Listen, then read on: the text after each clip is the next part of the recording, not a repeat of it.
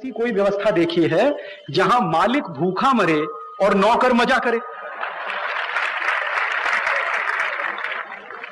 आप बताओ, दुनिया में कहीं आपने ऐसी व्यवस्था देखी कि मालिक तो भूखा मरे और नौकर मजा करे? आप अपने व्यापार में ऐसे किसी नौकर को रखेंगे? आप दुकान चलाते हैं, दुकान में ऐसा नौकर रखेंगे कभी कि नौकर मलाई खाए और मालिक भूखा मर जाए?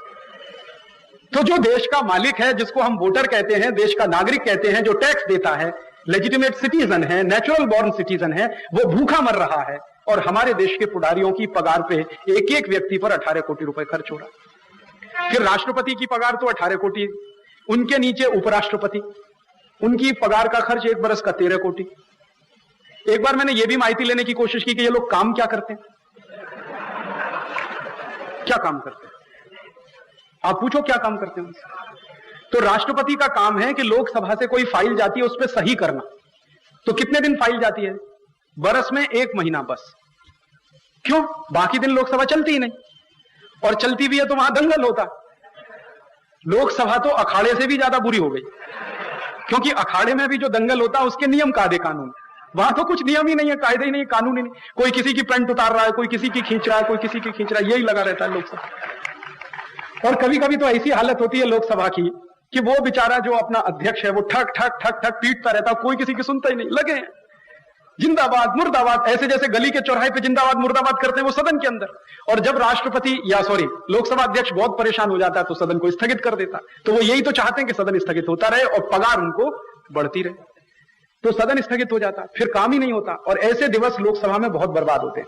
भारत देश के पूर्व लोकसभा अध्यक्ष, जिनका नाम है पीए संगमा, उन्होंने अभी थोड़े दिन पहले एक पुस्तक छोटी सी लिखी है। उसमें कहा है कि आज से 50 बरस पहले लोकसभा में जितना काम होता था आज उसका 10% भी नहीं होता। 10% काम नहीं है लोकसभा। तो चूंकि लोकसभा में काम नहीं हो तो राष्ट्रपति को काम नहीं, लोकसभा काम करे तो राष्ट्रपति को काम हो, लोकसभा काम ही नहीं करती तो राष्ट्रपति को काम, और काम होता भी है तो सिर्फ सही करने। तो सही करने का काम करने के लिए हमने एक नौकर रखा है, उसको 5 लाख रुपए दिवस की हम पगार देते हैं। क्या विचित्र देश है।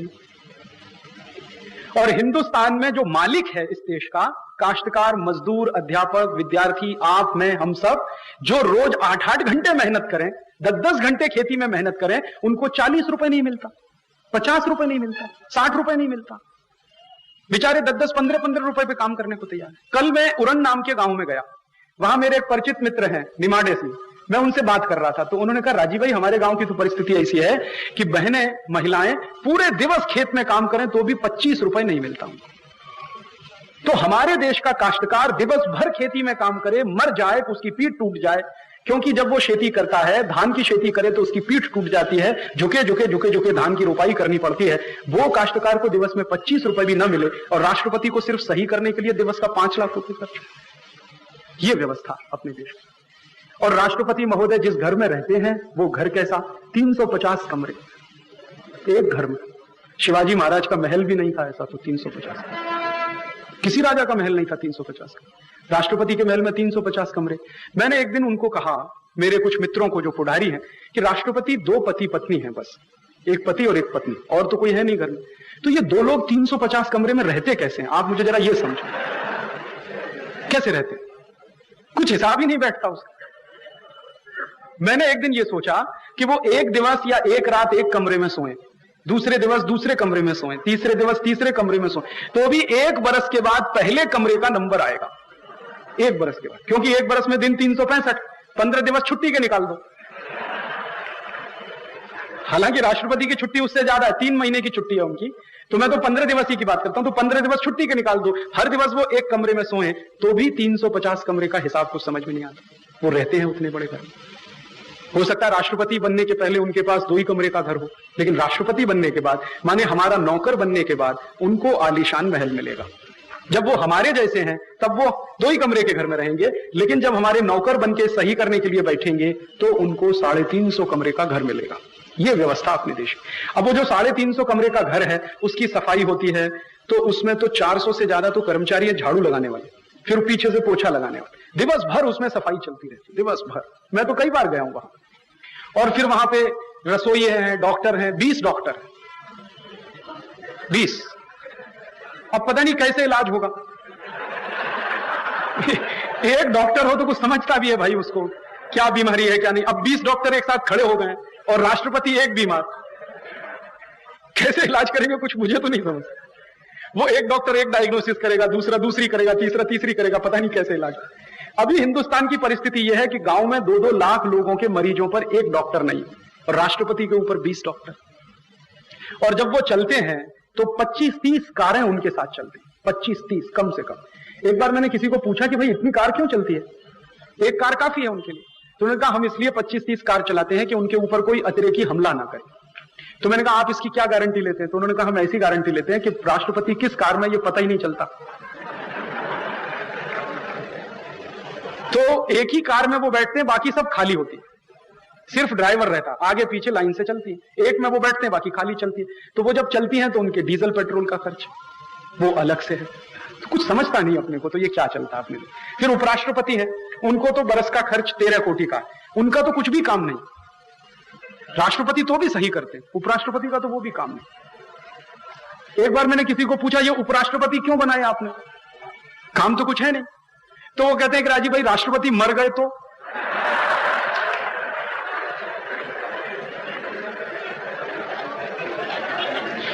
अब मैंने उनसे पूछा कि मर गए तो, मरे तो नहीं अभी तक। पिछले 50 वर्षों में ऐसा कभी हुआ नहीं कि राष्ट्रपति मरे और उपराष्ट्रपति को काम आया, वो होता ही नहीं है। तो अगले 100 वर्ष भी नहीं होगा, इसकी क्या गारंटी है। लेकिन पोस्ट बराबर चालू और खर्चा उनका बराबर, तो उनका खर्च है। फिर उपराष्ट्रपति के नीचे पंत प्रधान, उनका बरस का खर्च 11 कोटि का। फिर उसके नीचे मंत्री, 73 मंत्री हैं। 73 मंत्रियों में 36 मंत्री हैं जिनके पास कोई काम नहीं। हाँ, मैं आपको सच बात बता रहा हूं।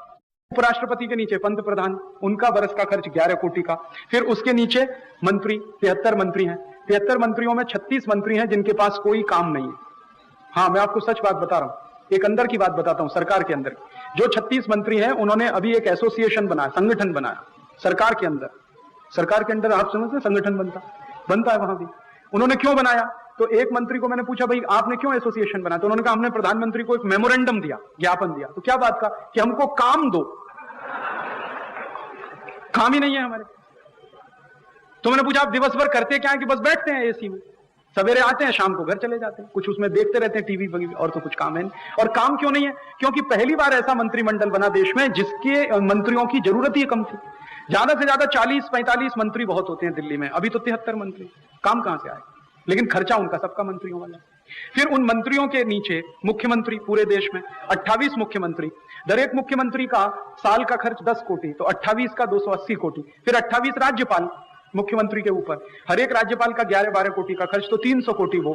फिर राज्य सरकार में मंत्री, केंद्र के अलग राज्य के अलग। मैं उत्तर प्रदेश का रहने वाला हूं, मेरे राज्य सरकार में 90 के ऊपर 94 मंत्री इस समय, 94। और उनमें से 18 मंत्री हैं जिनको कहते हैं मिनिस्टर्स विदाउट पोर्टफोलियो, बिना खाता मंत्री।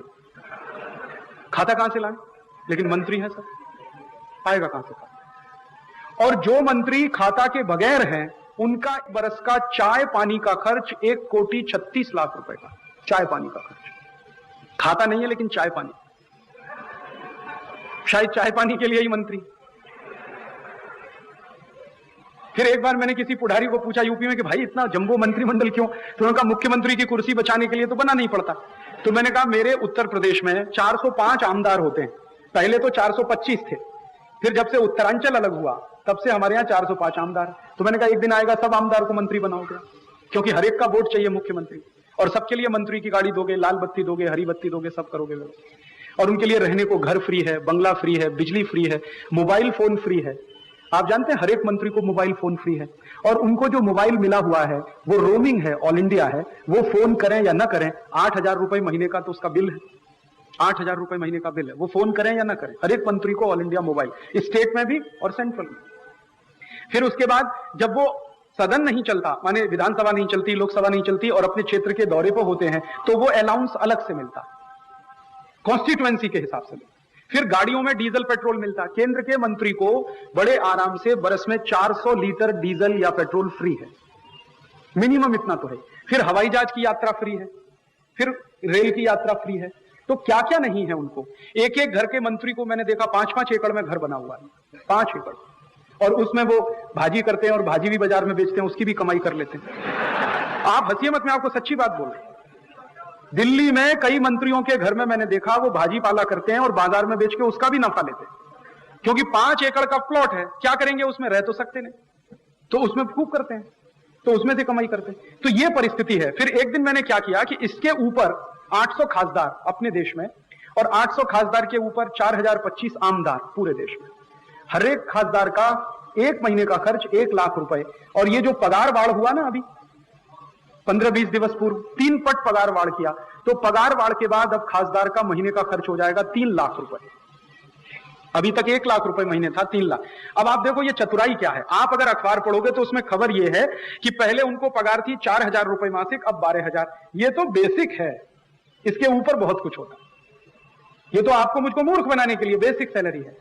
इसके अलावा जो उनको दिया जाता है उनके डिपार्टमेंट के, उनके सेक्रेटरी के, उनके असिस्टेंट के नाम पर, उनके पूरे ऑफिस के नाम पर, फिर उनको बिजली के खर्चे के नाम पर, पानी के खर्चे के नाम पर, घर खर्चे के नाम पर, फिर हवाई जहाज की यात्रा, वो सब मैंने एक बार जोड़ा तो एक खासदार का महीने का औसतन खर्च लाख रुपए, और अब पगार बाढ़ के बाद हो जाएगा 3 लाख रुपए। अच्छा, अब 3 लाख रुपए खासदार की पगार हो गई, माने खर्चा 1 बरस का, तो भी खासदार संतुष्ट नहीं, कहते हैं अभी और बढ़ाओ इसको। हमारे देश में एक खासदार हैं, उनका नाम है राजीव शुक्ला, और राज्यसभा में अभी खासदार हुए हैं थोड़े दिवस पूर्व। तो उन्होंने अभी थोड़े दिवस पूर्व कहा कि ये 3 लाख रुपए मासिक जो हमारा खर्चा है ये कम है। तो उसको किसी ने पूछा कितना होना चाहिए, तो उसने कहा 12 लाख होना चाहिए कम से कम। तो फिर उनको पूछा गया भाई 12 लाख रुपए महीने का आप ऐसा कौन सा काम करते हैं जो आपको इतना मिलना चाहिए? तो उन्होंने कहा अमेरिका में मिलता है इतना। तो अमेरिका चले जाओ, फिर यहां क्यों हो हिंदुस्तान?